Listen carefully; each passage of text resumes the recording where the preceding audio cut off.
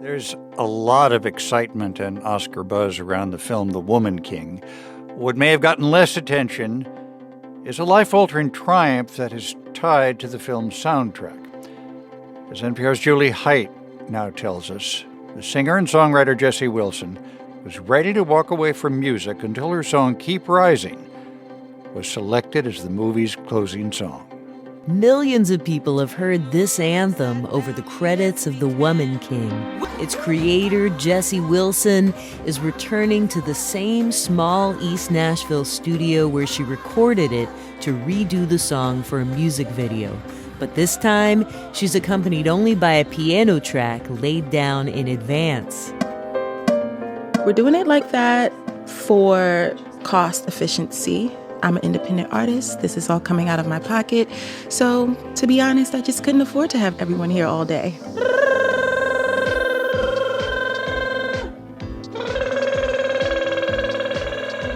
2 whole years have passed since Wilson stepped up to this exact microphone, or any mic for that matter.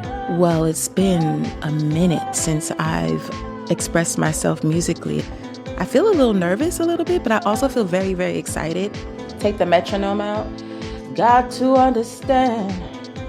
More vocal. Having it in our hand. From mighty kingdoms of a distant land. Turn the world upside down. Yes, we can. We just gotta rise up. Rise up. That was just Wilson warming up. She's been a professional performer since she was 8 years old and landing musical theater roles in New York in the mid-90s.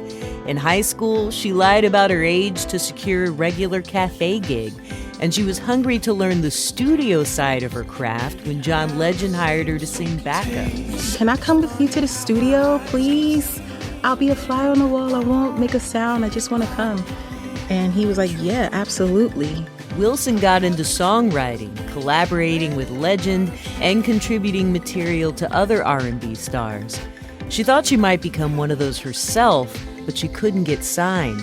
Being a black woman, being a dark-skinned black woman, being told that that wasn't marketable, being told that no one would really be able to relate to me because of my complexion. The record deal Wilson had been waiting for became a reality when she moved to Nashville in 2013.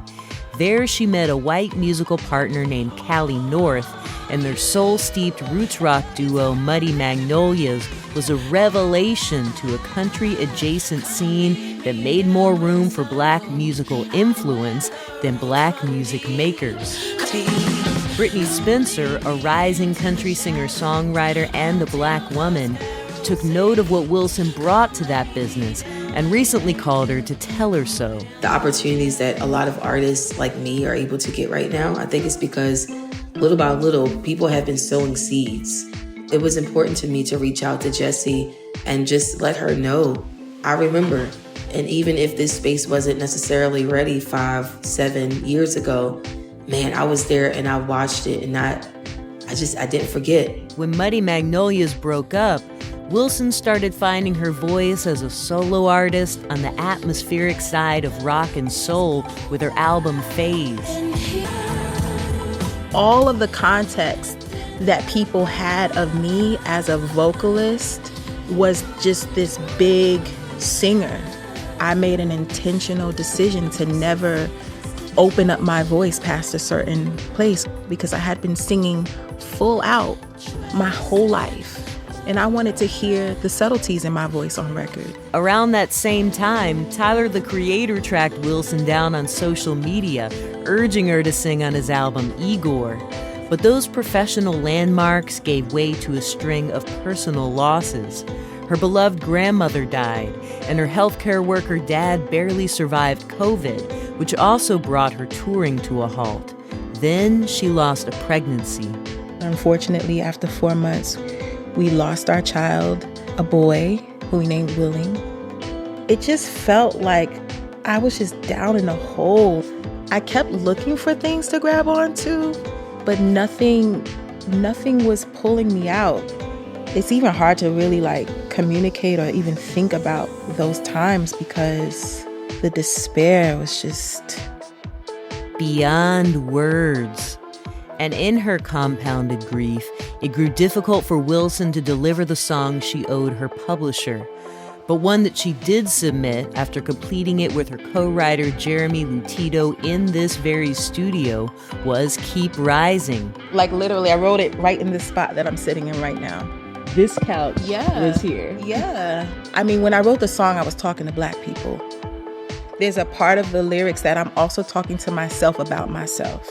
Been marching so long. How far is it to get to where we're going? Like, how long do we have to wait in America? How long does Jessy have to wait? When will we be seen as enough? When will I be seen as enough? Wilson didn't have much hope that anything would come of the song. She lost her publishing deal and turned to making visual art. But on what would have been her baby's due date, she received big news. The director of The Woman King, Gina Prince Bythewood, had searched for just the right music to carry the audience out of the film's closing scene on an uplifting note and decided that Keep Rising was it. I was sent a group of about 8 songs. I heard Keep Rising and my head was going and my heart was going. It made me feel. And so I listened to it again and really listened to the lyrics. And it was as if it was written for the movie. And one of the things I'm most excited by is I love hearing Jessy's story and who she is as an artist, where she was at the moment that this call came. I love that.